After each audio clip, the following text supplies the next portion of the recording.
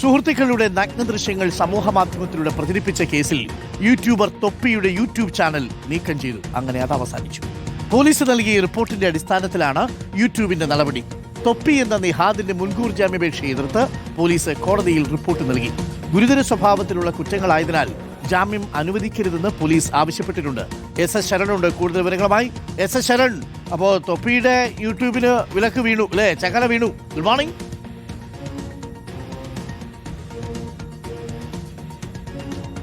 Good morning Arunkumar. എന്തായാലും അതിന് ചങ്ങല വീണിരിക്കുന്നു എന്നുള്ളതാണ് ഏറ്റവും പ്രധാനപ്പെട്ട കാര്യം. അതായത് ഗുരുതരമായിട്ടുള്ള ആരോപണങ്ങളാണ്, പരാതികളാണ് ഈ നിഹാദ്, തൊപ്പി എന്ന നിഹാദിനെതിരെ നേരത്തെ ഉയർന്നിരുന്നത്. അങ്ങനെ ഈ ലഹരി ഇടപാടുകൾ നടത്തി, ഒപ്പം തന്നെ ഈ സുഹൃത്തുക്കളുടെ നഗ്ന ദൃശ്യങ്ങൾ സമൂഹ മാധ്യമത്തിലൂടെ പ്രചരിപ്പിച്ചു എന്നടക്കമുള്ള അനവധി പരാതികളുണ്ടായിരുന്നു. അതിൽ ആഭ്യന്തരമന്ത്രിയായ രമേശ് ചെന്നിത്തലയുടെ ഇടപെടലുണ്ടാവുകയും വിശദമായ അന്വേഷണം നടത്തുമെന്ന് അദ്ദേഹം അറിയുകയും ചെയ്തു. അതിന് പിന്നാലെയാണ് ഒരു അഭിഭാഷകന്റെ പരാതി ആലുവ റൂറൽ സൈബർ പോലീസിന് ലഭിക്കുന്നത്. ആ പരാതിയിൽ നിഹാദിനെതിരെ കേസ് എടുക്കുന്നു. അതിൽ തന്നെ ഗുരുതരമായിട്ടുള്ള വകുപ്പുകൾ, അതായത് IT ആക്ടിന് പുറമെ BNSലെ വിവിധ വകുപ്പുകൾ ചുമത്തിയാണ് കേസ് എടുത്തിരുന്നത്.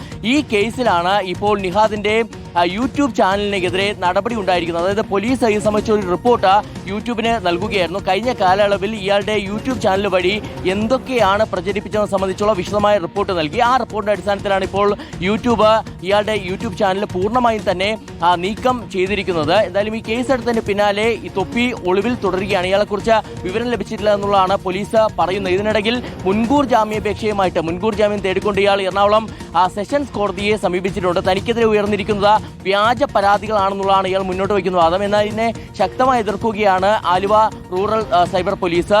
ഇപ്പോൾ ഈ നിഹാദിനെതിരെ, തൊപ്പിക്കെതിരെ ഉയർന്നിരിക്കുന്നത് ഗുരുതര സ്വഭാവത്തിലുള്ള കുറ്റങ്ങളാണ്. അതുകൊണ്ട് തന്നെ ഒരു കാരണവശാലും ജാമ്യം അനുവദിക്കരുത് എന്ന് ചൂണ്ടിക്കാട്ടിക്കൊണ്ടുള്ള റിപ്പോർട്ടാണ് കോടതിയിൽ പോലീസ് നൽകിയിരിക്കുന്നത്.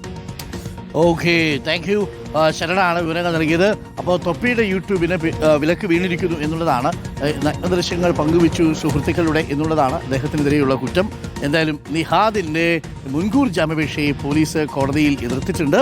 ഗുരുതര സ്വഭാവത്തിലുള്ള കുറ്റങ്ങളായതിനാൽ തൊപ്പി എന്ന നിഹാദിന് ജാമ്യം കൊടുക്കരുത് എന്നുള്ളതാണ് പോലീസ് ഇപ്പോൾ ആവശ്യപ്പെട്ടിരിക്കുന്നത്.